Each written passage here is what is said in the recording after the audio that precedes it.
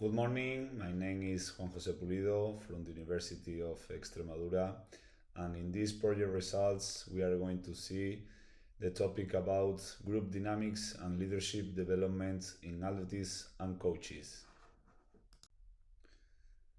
Before of starting, we have the big question in sports. Can athletics and sporting performance be optimized through group dynamics and the coaches' behaviors? And in this case, we are going to see the leadership adopted by coaches and in form of theories, instruments, and possible strategies that we can adopt when we develop the role as coaches.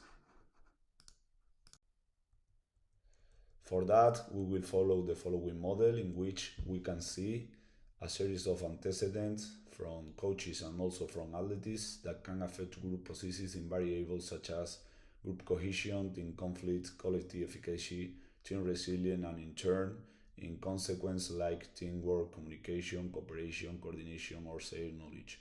More specifically, the relationship between the leadership adopted by coaches in variables like group cohesion, collective efficacy, team resilience, and in outcomes related to communication, coordination, or other variables that are inside into the teams.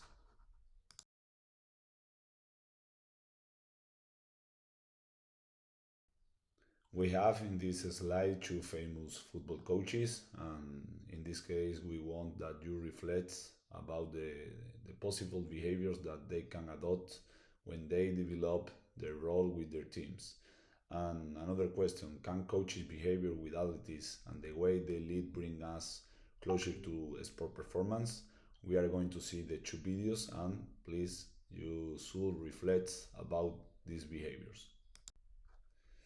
Before starting to look at theory and possible instruments that can serve to evaluate the type of leadership adopted by coaches in the sport context, we can ask ourselves the following question. What is leadership? We can find the concept of leadership in different settings such as sport, academic, politics, administration. And another question, is leadership inborn or is acquired with the experience, with the teaching? But we can also, to be clear, what is not leadership. There is a famous sentence from an experienced coach that says that a lack of leadership is when our athletes do not consider us to deal with their problems. In another way, the theory also suggests that it has usefulness and has widely demonstrated how leadership has been associated with variables such as insight sacrifice, team satisfaction, team performance, or team cohesion. We have different theories in the literature, like the multidimensional, transactional, transformational, authentic, or ethic theory that we can serve to better understand the importance of leadership in the context of sport.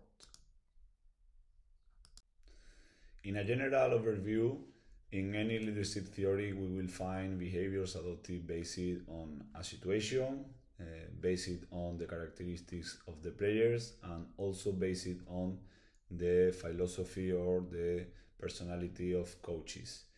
Depending on whether we as coaches want to have more or less control of the decision and the situation, we can adopt a more autocratic behavior in which the coach makes all the decision, and a style more consultative in which he or she is concerned about the opinion of the players, but the coach makes the decision. More participative, the coach is one more in the same level of the player, or more laissez-faire, in which this situation the decision is made by others, the athletes or another staff members.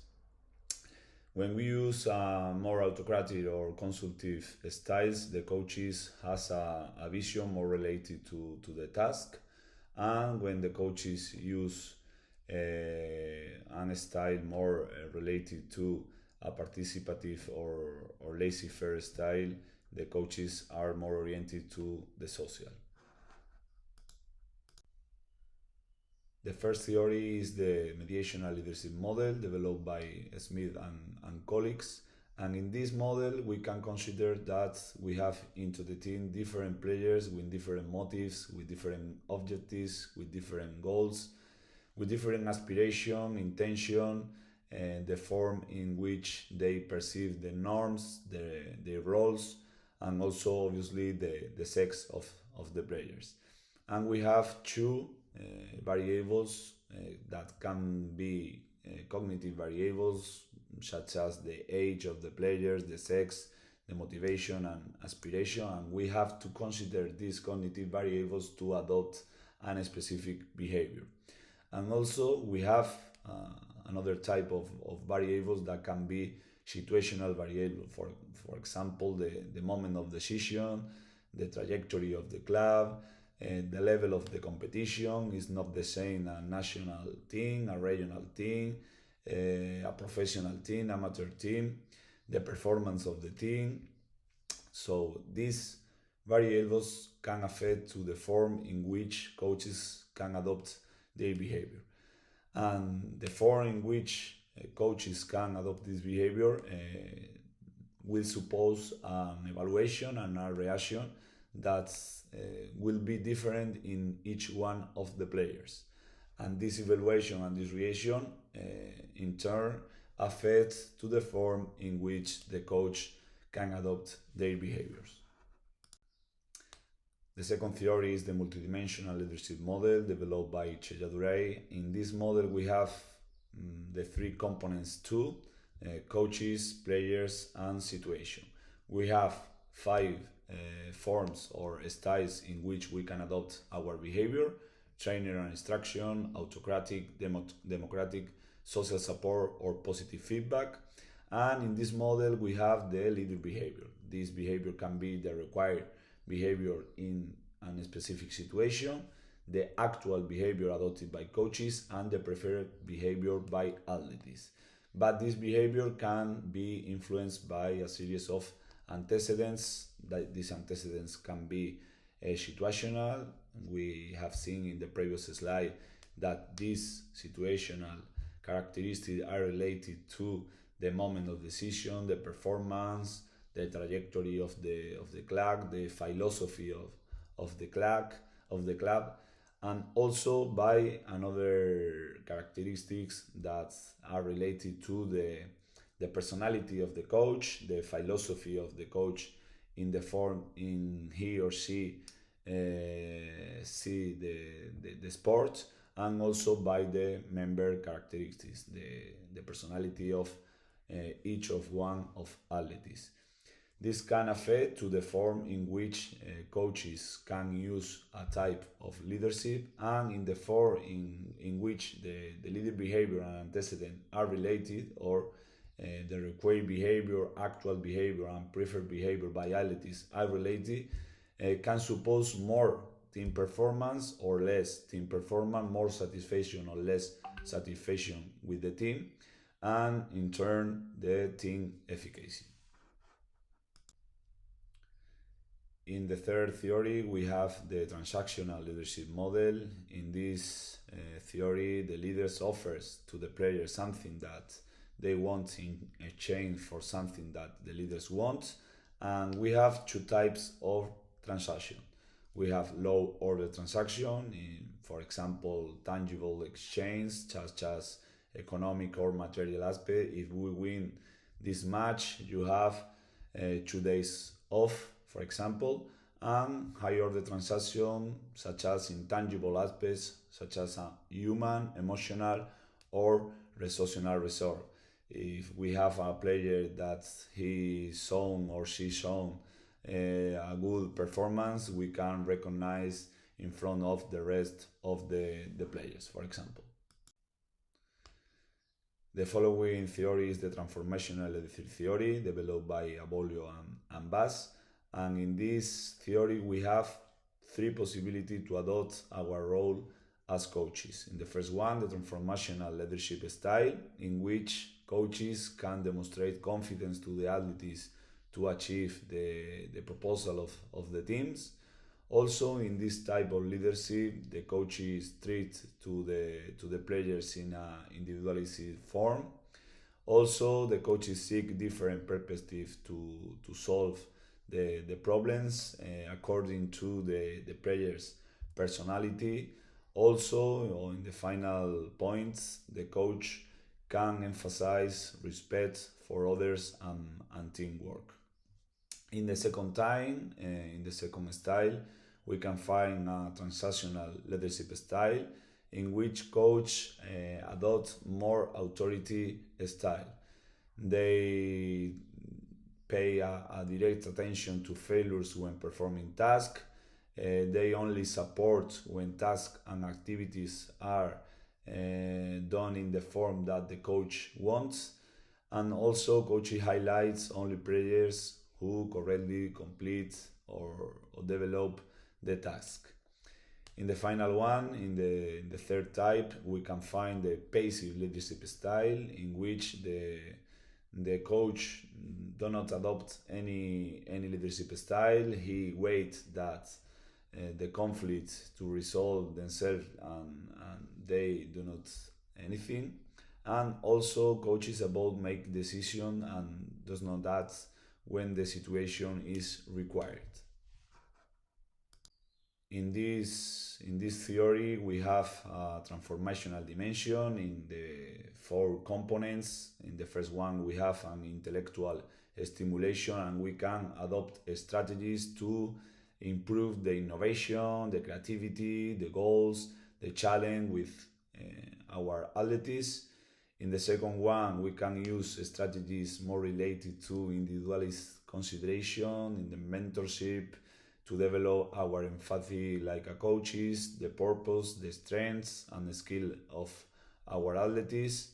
In the third one, we can use an idealist influence with a good role model, walk the walk. We can be a good example for our athletes. We can show a good motivation if we want that our athletes be motivated. We must be motivated, and we can also show and embody value. And in the final one, we can use strategies more related to inspirational motivation with a clear vision, with optimism, with strategies more related to inclusion and productivity. Finally, we find two recent theories like the authentic leadership and ethical leadership. In the first one, if we want to better understand the authentic leadership, we can read the following sentence: "You cannot play to be what you are not." In this authentic leadership, we have five components that coaches should show when they develop the role with the athletes. The coaches should be optimistic, transparent, moral, sincere, and faithful to its principles. In the ethic leadership, we have four components: the take of the decisions, communication process, interpersonal relationship, and individual action. And we can show, like a coach's, honesty and humility. Once we have seen different theories that can help us to better understand the behavior in the form of leadership adopted by coaches in the development of their role, we are going to see a series of instruments related to each of the theories to understand how we can examine the type of leadership adopted by the coaches. In the first one, we have an instrument, a famous instrument, the coaching behavior assessment system, in which we have two main categories: the reactive behaviors and the spontaneous behavior adopted by coaches. And this instrument is an observational system in which we can evaluate the positive response by the coaches, the negative response, and the correction made when the athletes develop the activities. And also we can measure spontaneous behavior. This spontaneous behavior can be related to a sport or not related to a sport. In the in the right part of the slide, we can be the behavior that we can measure with the instrument and a definition of each of these behavior. Secondly, we find a famous scale related to the multidimensional leadership model called Leadership Sport Scale. In this instrument is composed by 5 factors related to the possible behavior that coach can use when they develop their role with their athletes.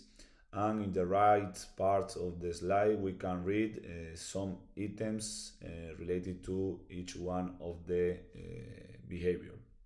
For example, in the training and instruction, we can read coaches explain to each athlete the technique and tactics of the sport.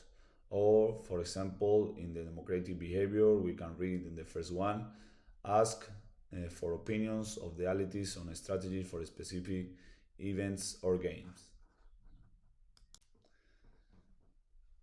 Third, and more related to the transactional leadership model, we have the leadership practice inventory developed by Coates and Posner.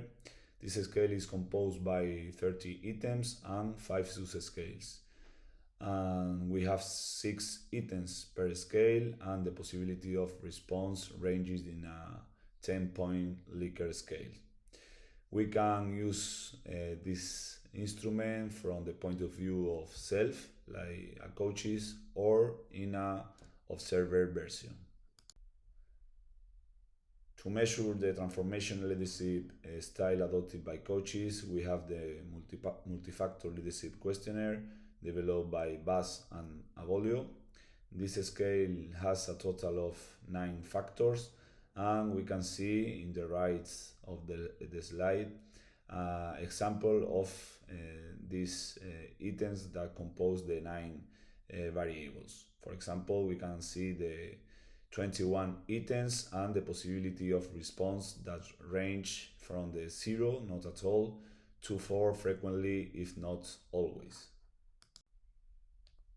To assess the authentic leadership adopted by coaches, we have the authentic leadership questionnaire with 5 factors, and we have a long version of the scale and a short version.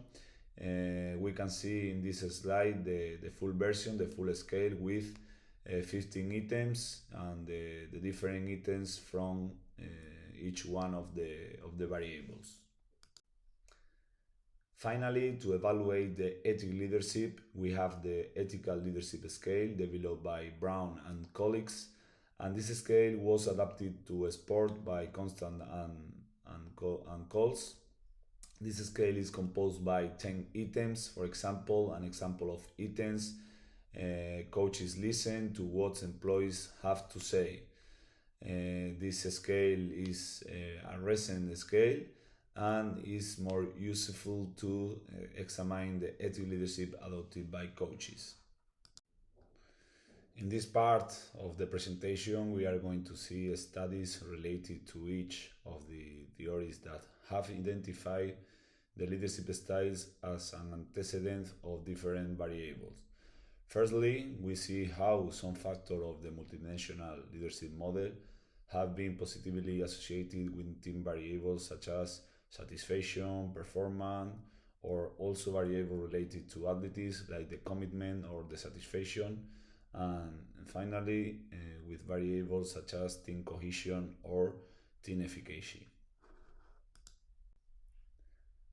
Based on the transformational model, we have found in the literature like the transformational leadership model or style have been related to variables like group cohesion, insight sacrifice, team satisfaction, or team performance. On the other one, Divig and Rowell found that transformational leadership style has been positively related to individual performance and collective performance. In a study with 315 athletes from different team sports, we found that the leadership adopted by coaches, according to the transformational leadership model, was positively related to informational justice, interpersonal justice, and team cohesion. The authentic leadership was related to variables like team cohesion, group identification, teamwork, individual commitment, athletic satisfaction, trust in the coaches, confidence, inside sacrifice, and also team cohesion. In the same vein, the athletic leadership was positively related to variables like the trust, autonomy, commitment, and enjoyment. In this case, this study was developed with 435 athletes and also from different team sports like soccer and hockey, and also from individual sports like swimming and boxeo. Like coaches, we have to consider that any type of leadership are eliminatory or non-inclusive, and like a coaches we have to adapt to the different situation and we have to improve our ability to make the better decision in which situation.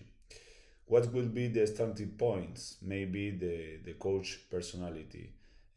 As we said when we explained the authentic leadership, we got not to play that are we are not. What characteristics we have to consider to adopt one or another type of leadership? Maybe the season phase, the moment of the season, the results, the age of the players, the experience, the competition level, the private relationship between the athletes and coaches, the group structure, and obviously other components like fans or press. In this slide, our intention is that you reflect about two different situations that we can find in sports and thinking about the possible consequences, positive and also negative, in the adoption of each one of the types of leadership according to the transformational leadership theory. Based on this transformational leadership theory, we can find a series of consequences that can be positive or negative. For example, if we adopt a transformational leadership, we can find positive consequences like the higher involvement of the players and a higher motivation, commitment, or a better group atmosphere. By contrast, we can find negative consequences like the lack of authority, a relaxation of the lack of self-regulation by the players. Second, if we use a transnational leadership, we can find positive consequences like the group control and training competition variables, or negative consequences like the bad environment due to the lack of freedom and consideration of opinions.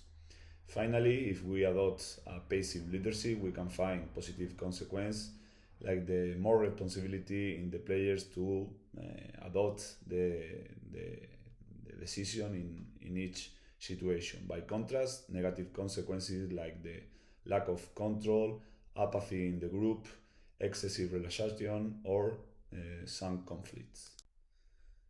Finally, we can see different studies that maybe can serve us to better understand the theory, the instruments, and strategies to adopt the type of leadership in team sports.